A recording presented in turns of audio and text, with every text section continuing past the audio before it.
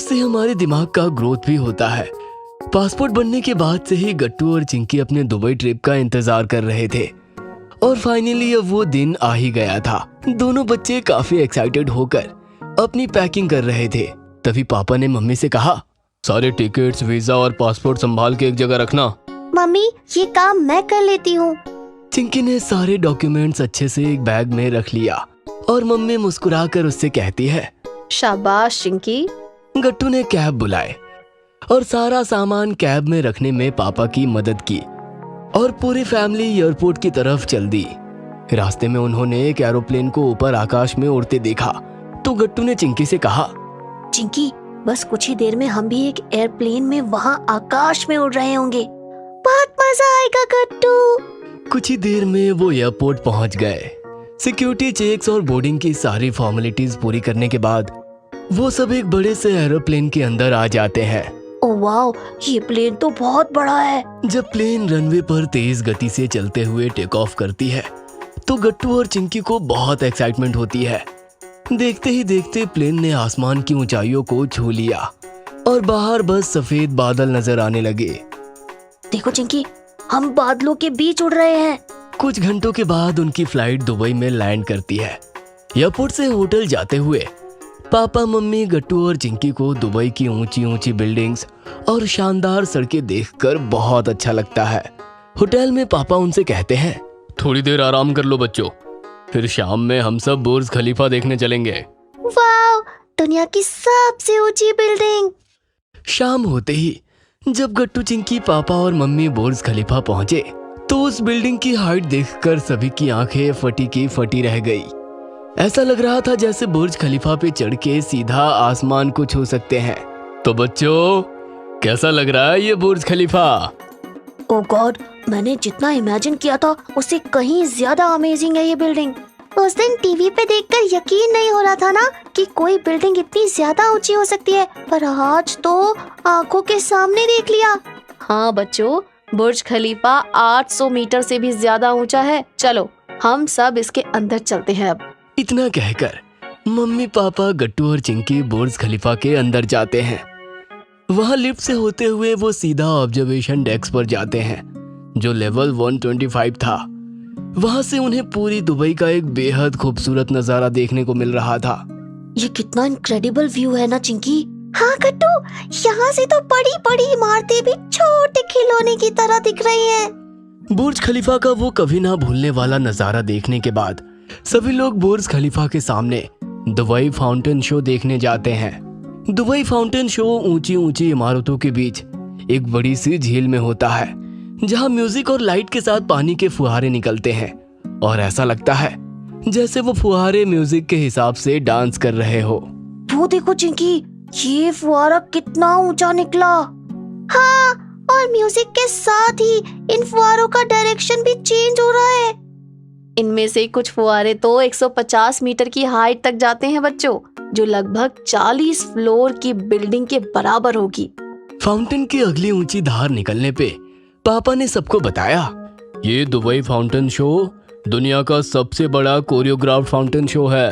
गट्टू और चिंकी खुशी से तालियां बजाते हैं। तुम लोगों की इसी खुशी के लिए मैंने ये दुबई ट्रिप का प्लान किया था। दुबई फाउंटेन शो का पूरा मजा लेने के बाद पापा, मम्मी, गट्टू और चिंकी पाम जुमेरा की तरफ चल दिए। पाम जुमेरा एक world famous man made island का ग्रुप है जिसे मॉडर्न आर्किटेक्चर और इंजीनियरिंग का चमत्कार माना जाता है। चारों तरफ पानी से घिरे आइलैंड का एक ऐसा समूह जिसका डिजाइन एक पाम लीफ की तरह है और जो दिखने में बहुत ही नायाब और खूबसूरत लगता है।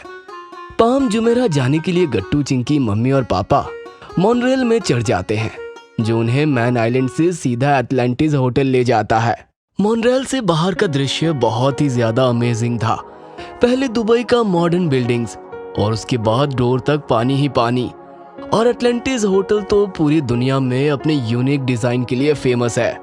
अरे चिंकी, ये एटलांटिस होटल तो हमने बहुत सारी फिल्मों में भी देखा है। हाँ, कितना सुंदर है ना ये। बच्चों, दुबई एक फेमस शूटिंग डेस्टिनेशन भी है हॉलीवुड और बॉलीवुड के लिए, इसीलिए तुम लोगों ने काफी फिल्मों में एटलांटिस होटल देखा होगा। पाम जुमेरा में और भी काफी सारे होटल्स, कमर्शियल कॉम्प्लेक्स और घूमने की जगह थी। गट्टू और चिंकी के लिए यह सब एक्सपीरियंस करना बहुत ही अमेजिंग था। इतना सब घूमने के बाद गट्टू और चिंकी काफी ज्यादा थक गए थे और होटल वापस आने के बाद उन्हें काफी गहरी नींद आ गई। अगले दिन सुबह उन्हें मम्मी ने जगाया तो उनके मन में क्यूरियोसिटी थी कि आज कहाँ कहाँ घूमने जाएंगे। आज का क्या प्लान है पापा? हाँ, आज हम कहाँ कहाँ घूमने जाएंगे पापा? मम्मी मुस्कुराकर पापा की तरफ देखती है। आज तो सबसे पहले हम तुम्हारी मम्मी को शॉपिंग करवाएंगे और उसके बाद हम सब डेजर्ट सफारी के लिए जाएंगे।